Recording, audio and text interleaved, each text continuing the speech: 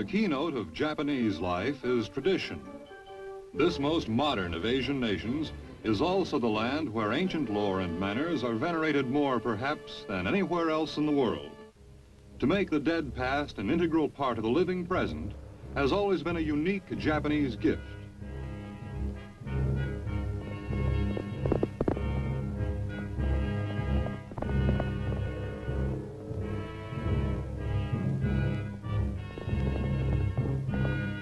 The men of Japan are warriors, for throughout its long history, Japan has been an island nation, facing across a narrow body of water the colossal land powers of Asia.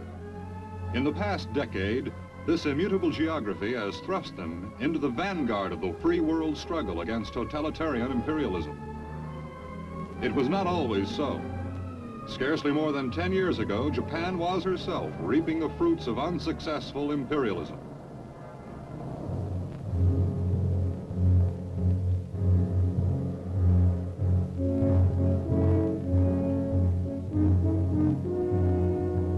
This was the heritage left to a defeated, frightened people by a small band of ruthless warlords, destroyed by the war they themselves had launched.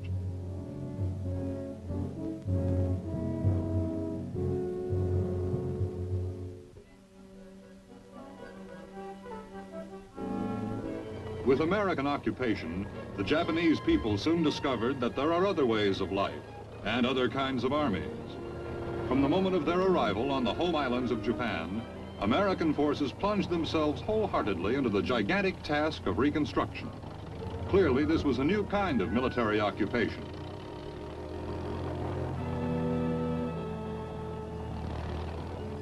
Thus encouraged, the Japanese people themselves soon went to work.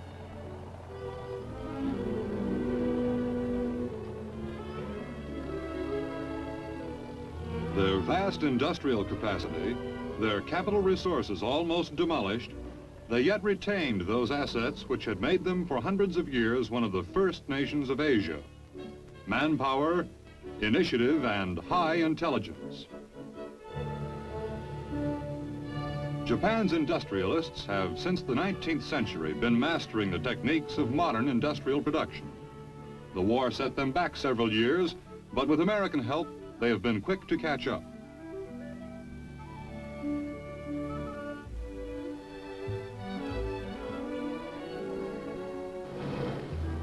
During the post-war period, Japan's industrial redevelopment was aided immeasurably, not only by United States government cooperation, but also by technical and investment assistance from some of America's leading industrial concerns.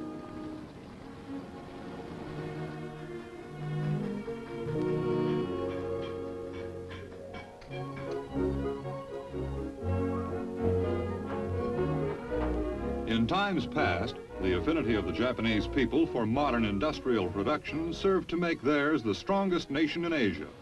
With the redevelopment of industrial capacity, the rebirth of Japanese heavy industry, this small island nation is again demonstrating that she is unsurpassed in all Asia in knowledge of mass production methods.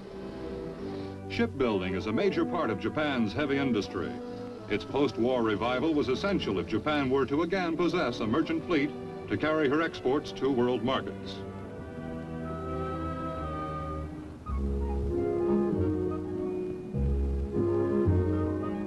Accompanying her industrial and economic reconstruction, there took place in Japan what might be called a spiritual reconstruction.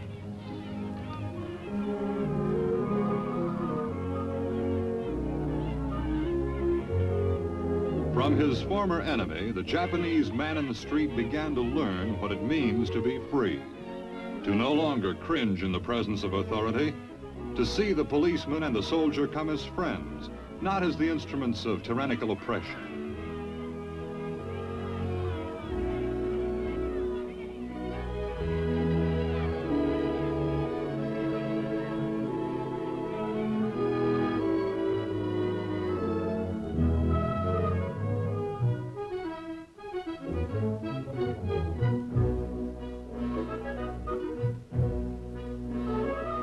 On the ruins of defeat, a new nation was erected. It is a nation of free people, a happier people, a people with new friends. Since the formal signing of peace in 1952, Japan has emerged as an important ally of the nations resisting communist expansion. In preparation for her return to full sovereignty, Japan had begun in 1946 to build the nucleus of a well-organized, well-trained national police.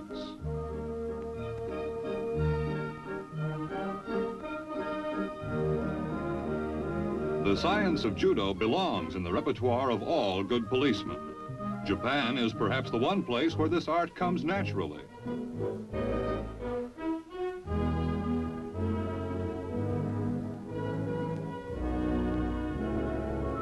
In other phases of their training, Japanese police students profited from the experience of skilled American instructors.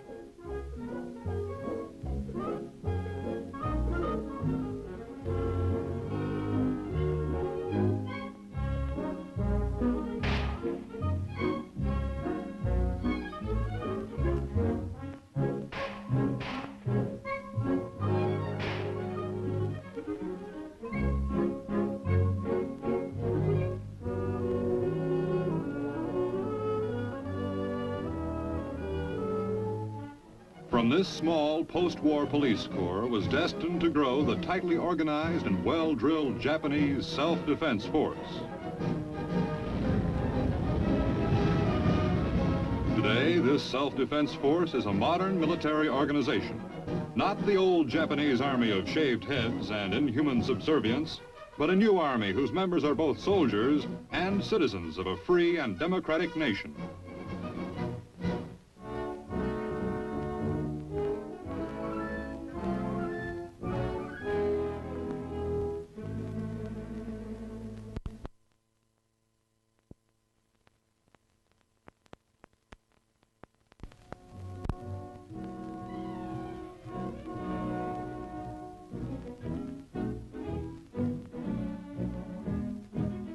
This unique bayonet drill is part of the training at Camp Fuji, formed in 1954 as the Ground Self-Defense Combined Arms School.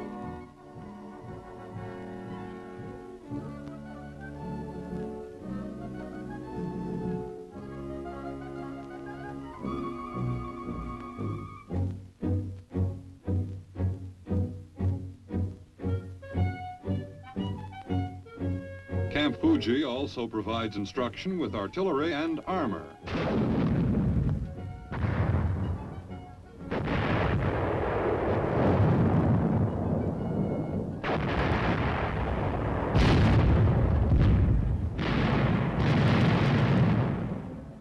Proper maintenance of equipment is no less important than its use. Semaphore flags. Their use at Fuji provides both training and exercise.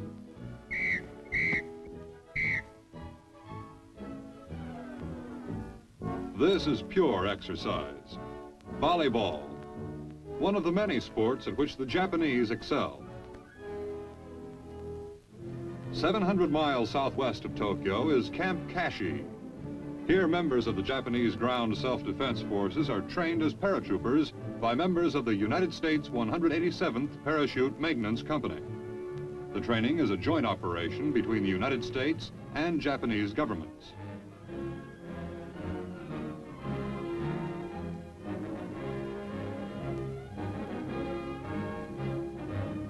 Among the United States instructors are career paratroopers with as many as 200 to 300 jumps to their credit.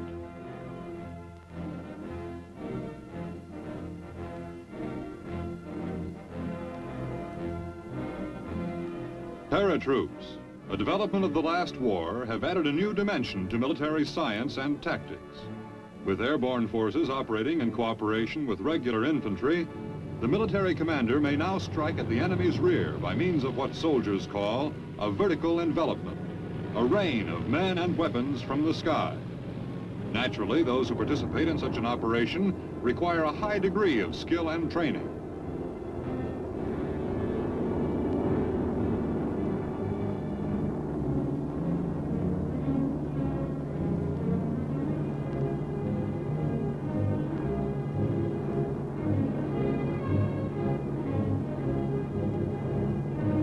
The first objective of a paratroop unit is usually an airfield or other spot suitable for glider and airplane landings, where additional infantrymen can be flown in and later cargo planes with reinforcing supplies and troops.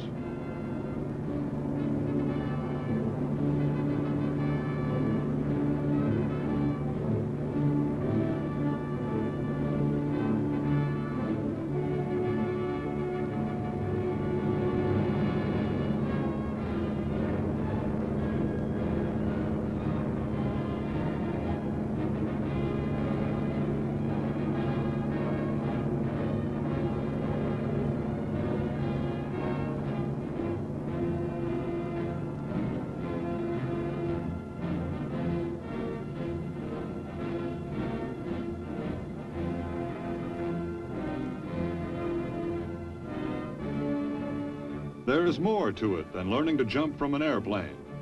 Troops dropped in this manner find themselves spread out over a large area. Part of their skill consists in their ability to reassemble speedily into organized fighting units.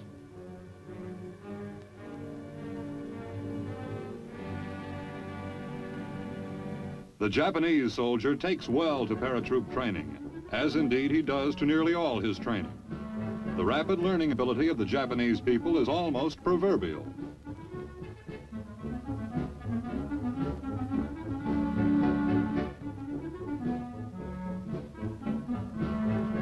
The training period at Kashi, which we have here seen, lasted 2 weeks. Of the 96 students who started the course, 92 finished with honors. Those who failed did so only because of disablement due to minor injuries incurred early in the program.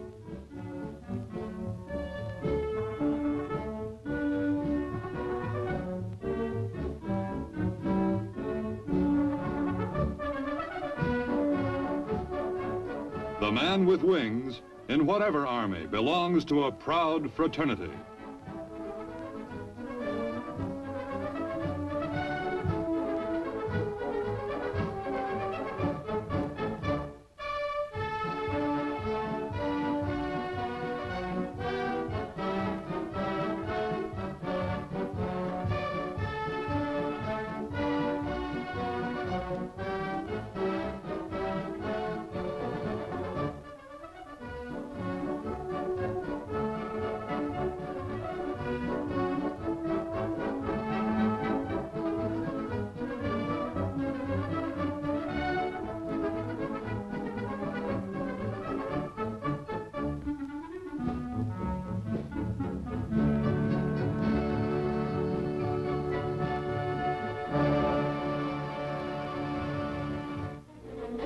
Not far from Camp Fuji, we see a slightly different kind of military rehearsal.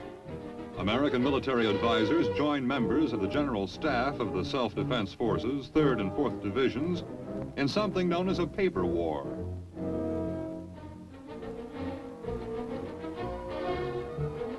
A paper war does not, as you might expect, have anything to do with red tape, although that too is an enemy with which all high-ranking officers must someday learn to deal. The kind of paper war we are witnessing here is a common device used by military commanders to study tactical and logistical problems. A commander's ability to resolve these problems properly and quickly is what will in the end decide whether the courage of his men shall result in victory or merely a futile sacrifice.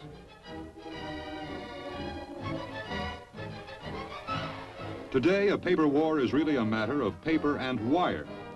For communications between headquarters and combat areas are another essential ingredient of success. Some things are the same in every army. The menu may be slightly different, but an army still travels or rehearses battles on its stomach.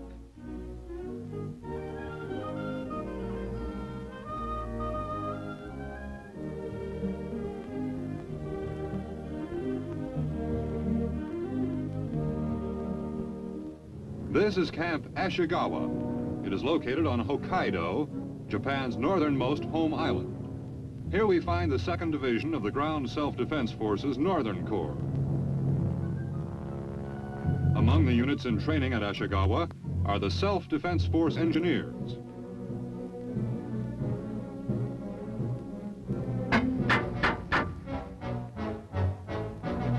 Army men or veterans will recognize this immediately as a standard Bailey bridge.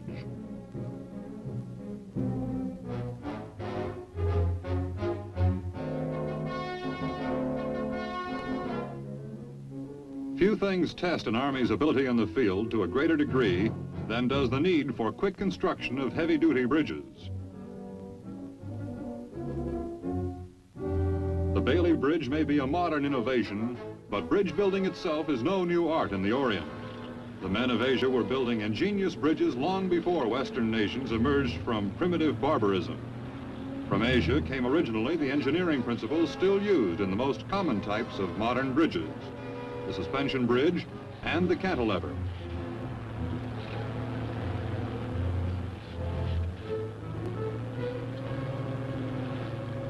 Also at Ashikawa, officers of the 2nd Signal Unit working out a map reading exercise.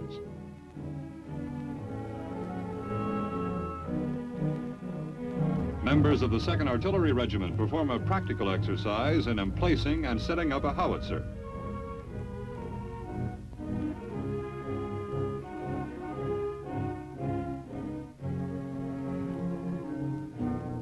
The howitzer is a relatively small, very mobile artillery piece, extremely valuable to front-line infantry troops.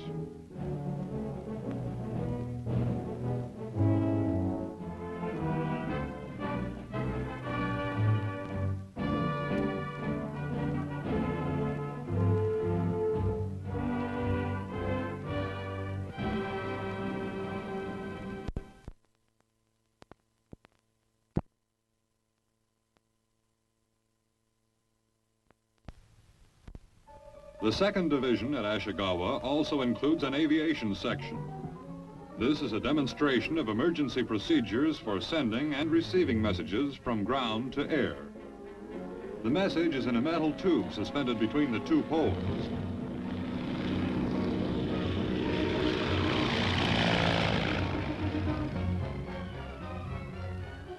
Another installation of the burgeoning self-defense force was inaugurated early last year in northern Honshu. This is Camp Tragajo.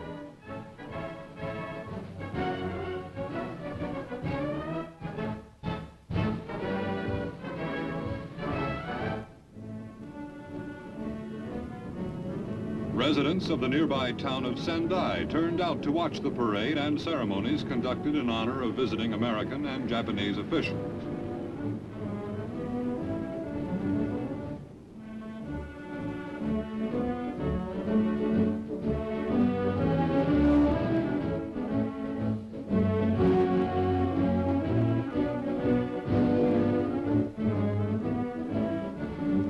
For the ceremony were numerous high-ranking Japanese officers, along with United States Generals Orlando Troxell and Herbert Vander.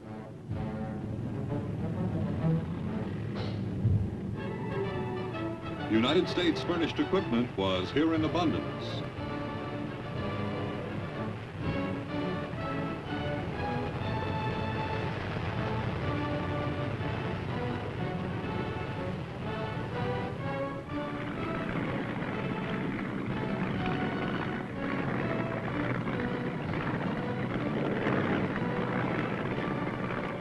Rumoi, a town of some 30,000 on the west coast of the island of Hokkaido. To Rumoi and their nearby camp come members of the ground self-defense forces for their annual ski drill.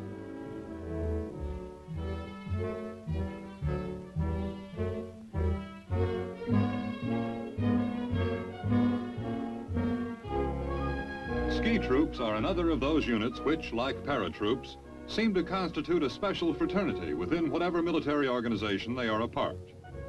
Such training develops a strong feeling of pride among the men, nor is their pride wholly unjustified. Mountain terrain, which is the usual destination of the ski trooper, is rugged going under the best of conditions. In snow and cold, weighted down by heavy military equipment, only the strong and agile can hope to long survive, let alone fight an armed engagement.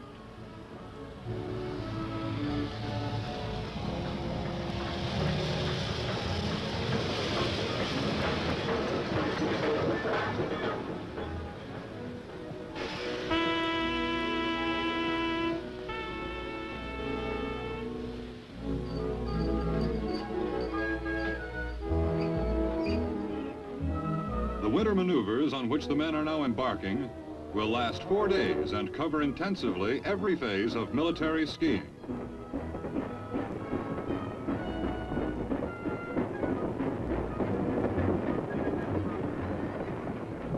Even simple skiing on the level can be a challenging task, as neophyte skiers are constantly discovering.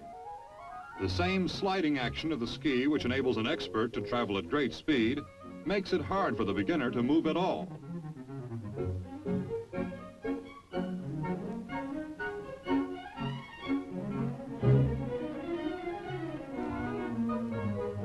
Add to the basic problems of skiing the weight of, say, a machine gun, and you have the reason why even an average military skier must be something of an expert.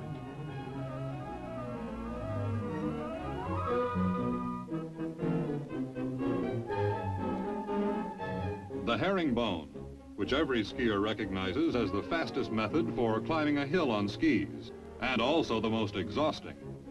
The name of this technique is derived from the peculiar herringbone pattern formed by the skis on the snow.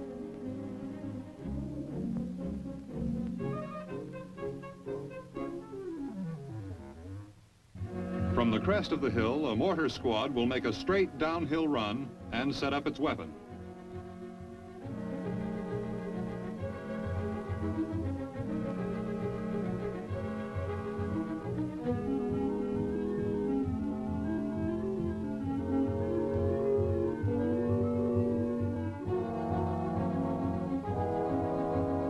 With snow, part of the problem is digging down to a firm, steady surface for mounting your weapon.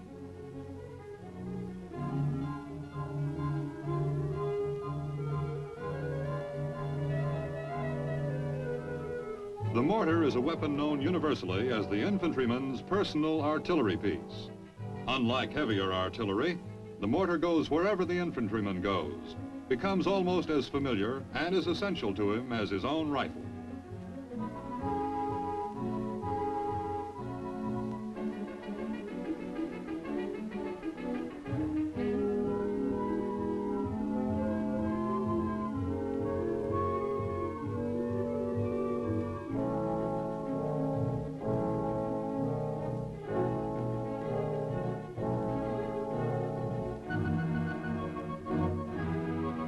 The heavy machine gun squad repeats the same maneuver, a straight downhill run on skis, followed by rapid emplacement of their weapon. It's harder than it looks.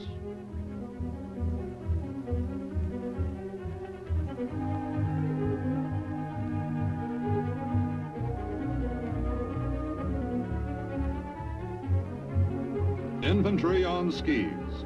Their mission is what an infantryman's mission has always been: to engage the enemy at close quarters and capture or destroy him. But fighting on skis requires certain specialized skills, tricks of the trade which even an expert skier must learn.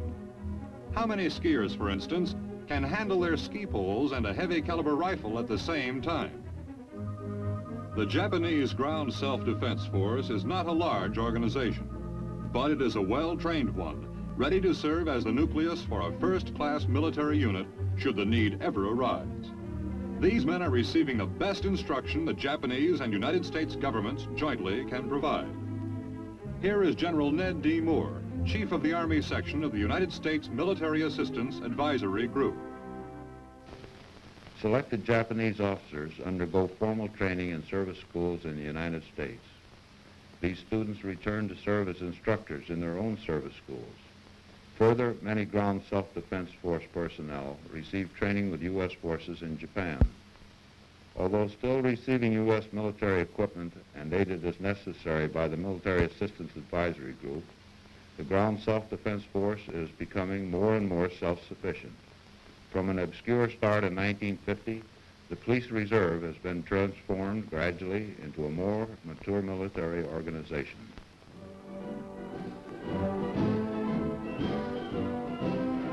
The Ground Self-Defense Force is a different army from that which paraded through Japanese streets in the days of the old imperial power.